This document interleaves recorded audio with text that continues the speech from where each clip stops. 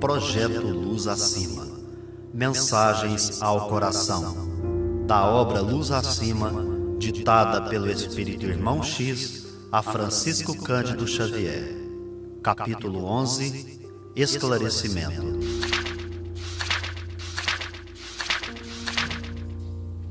Você pergunta, meu amigo, pelas razões que nos levam a escrever tanto.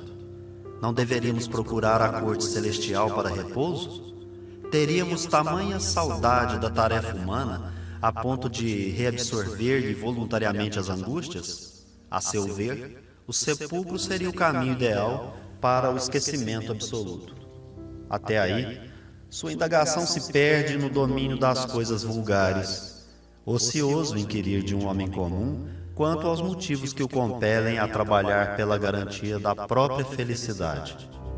Seu inquérito, contudo, vai mais além. Deseja saber por que nos dedicamos ao assunto religioso. Todos os espíritos desencarnados, alega espantadiço, se empenham na difusão dos princípios da fé e da caridade. Emparelham-se com os pregadores insistentes do alto dos púlpitos. Não possuiremos suficiente número de ministros e padres no mundo? Equivoca-se em semelhante generalização. Nem todos os desencarnados se consagram ainda a serviço tão nobre. Milhões deles permanecem imantados à crosta do mundo, impedindo o progresso mental das criaturas que lhes são afins. Preferem a discórdia e a malícia como autênticos demônios soltos, e quando podem, chegam a destilar venenos cruéis por meio de escritores invigilantes. Mantém a ignorância de muita gente a respeito da eternidade para melhor se acomodarem às reclamações da inferioridade em que se comprazem. No entanto, não é para comentar as perturbações da nossa esfera de ação que lhe escrevo esta carta. Refere-se você à religião, como se a fé representasse bolorento asilo para espíritos inválidos.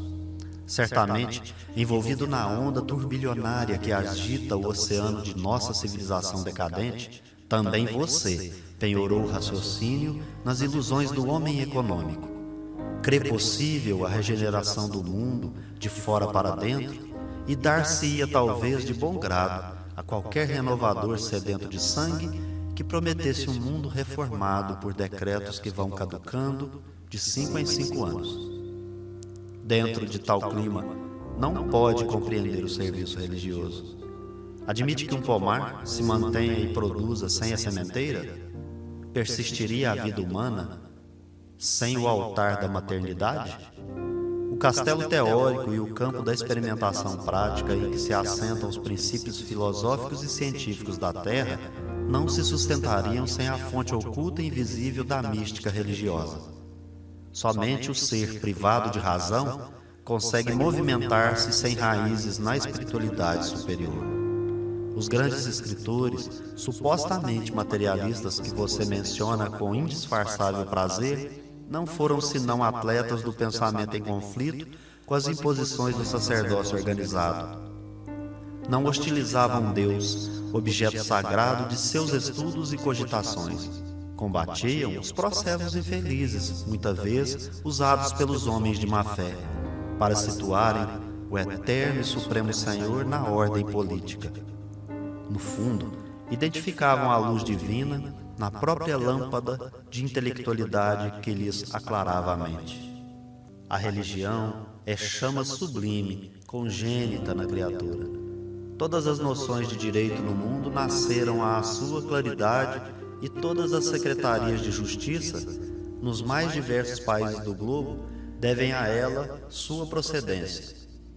Quando o primeiro selvagem compreendeu que lhe competia respeitar a taba do irmão, tal entendimento ter-lhe-ia surgido à face da gloriosa visão do céu, recolhendo por meio da contemplação do sol e das estrelas, da sombra e da tempestade, a primitiva ideia de Deus. Subtrair o pensamento religioso da experiência humana seria o mesmo que desidratar o corpo da terra. Sem a água divina da espiritualidade, qualquer construção planetária se destina à irremediável secura. Conseguirá você viver exclusivamente no deserto? O homem poderá rir com Voltaire, estudar com Darwin, filosofar com Spinoza, conquistar com Napoleão, teorizar com Einstein, ou mesmo fazer teologia com São Tomás.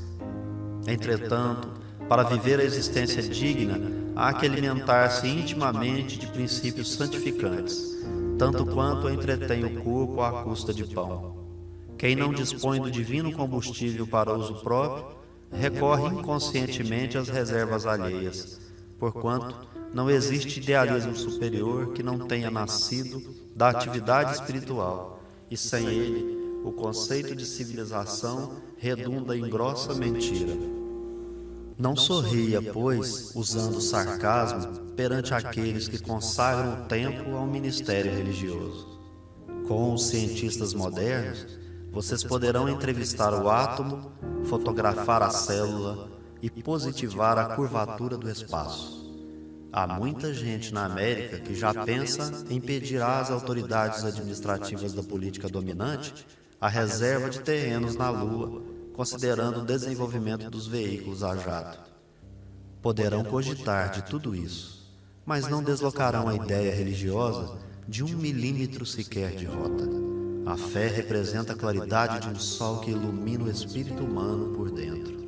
E sem essa claridade no caminho, o planeta poderia perder, em definitivo, a esperança num futuro melhor. Quanto ao fato de demorar-me por algum tempo na atualidade entre admiráveis amigos que cogitam de servir, depois da morte, ao cristianismo renascente, creia que isto ocorre por gentileza deles e não por merecimento de minha parte. Não sou nenhum Livingstone em Áfricas do outro mundo. Quem define o meu caso com paciência é o nosso velho sábio Shakespeare. Disse ele certa vez que quando Deus nos vê endurecidos no mal, cerra-nos os olhos para a imundícia e nos obscurece o juízo, de modo que chegamos a adorar os nossos desvarios e a zombar de nós mesmos, caminhando, cheios de cegueira e de orgulho para a perdição. Segundo depreende, sou um enfermo à procura de melhoras. Embora desencarnado, não posso saber se você guarda a saúde integral.